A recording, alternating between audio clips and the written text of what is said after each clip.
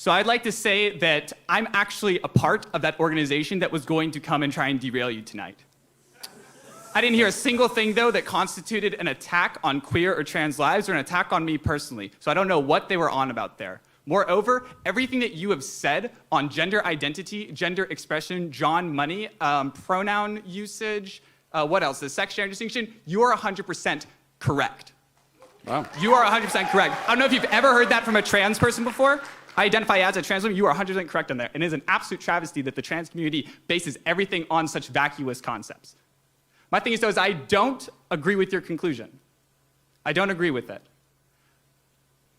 But more so, the reason why I don't is less a matter of argumentation and more so a matter of method. You've stated time and time again that your approach to this is to try and keep things simple and uncomplicated, as in you don't try and engage with the nuance of the position of trans people.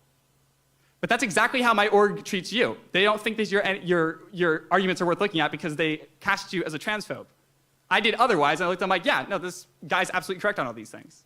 So which conclusion are you? You said you disagree with my conclusions. Well, it's the conclusion that of the model that you're postulating of gender, of that it's just this, you have man, woman, they're biologically contingent. My sort of question is, do you think that defaulting to simplicity, if this is the most dire issue of the age, which is something else that I agree with you on, do you really think that a method of simply recoursing to the most simplistic matter of approach is what we should be doing here? Yes.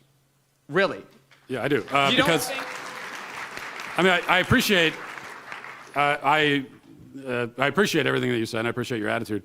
I very rarely encounter your attitude from that side of the ideological aisle. So I appreciate that.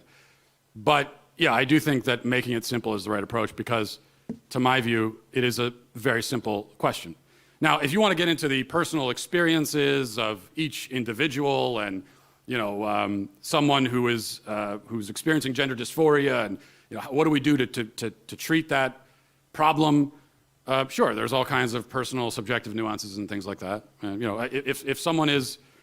If my child came to me and said that they were confused about their identity, I wouldn't just say, get out of my face. I would want to sit down and talk to them, and that's when you get into that becomes a sort of an interpersonal exchange, and so you get into some of those personal nuances and everything, and that's fine. But the underlying fact, the underlying reality is simple, that there are only males and females in the human race. There are no other categories. There is no third sex. It doesn't exist.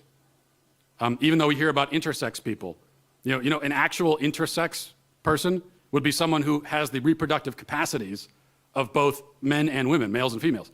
Such a person has never existed, ever. So what I see here is a binary system, and in that way it's very simple, and I think that has to be our message. Yeah.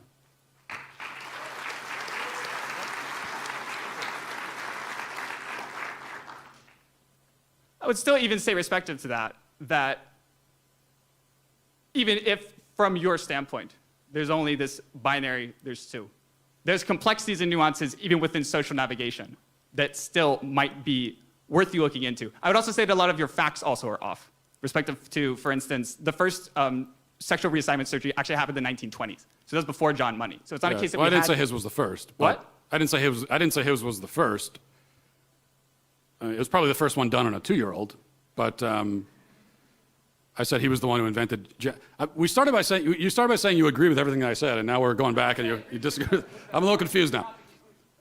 Yeah. My point is that if you have it to where you can get to a different conclusion from the same arguments, it means that there might be something deeper going on here that for people who are actually philosophers, not rhetoricians, need to be dealing with. Okay, we got to move to the next question, but let me just ask you this so we can clarify where we are. Do you agree that there are only males and females in the human race? No.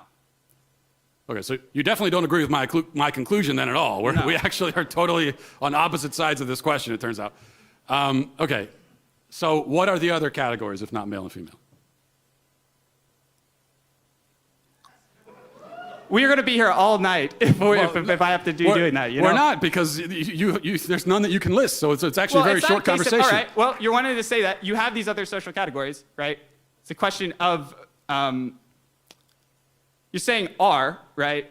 So the question here for me would be one of ontology. insofar as we're trying to posit that there is some kind of specificity, right? And you would look at something like intersex and say that this is like some kind of weird border case, right?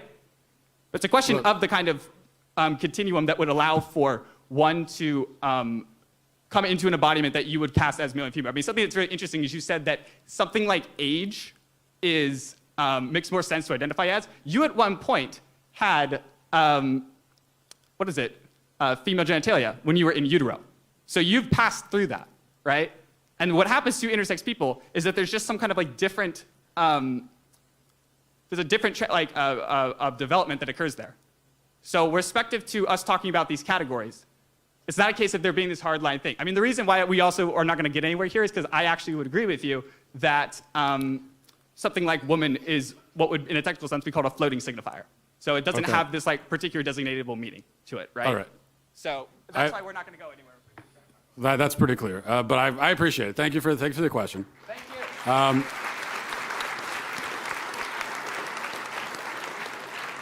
I just want to make just two quick follow-ups on that. Is that one thing? I think that this is a tactic that you encounter on the left all the time when it comes to gender, which is to try to obscure it and make it sound complicated and to throw a lot of, these sort of abstract ideas into it.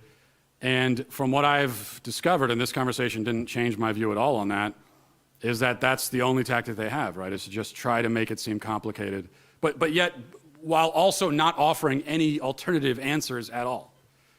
And the final thing on intersex, because maybe someone else will bring this up, just so we could get that question out of the way, because it always comes up.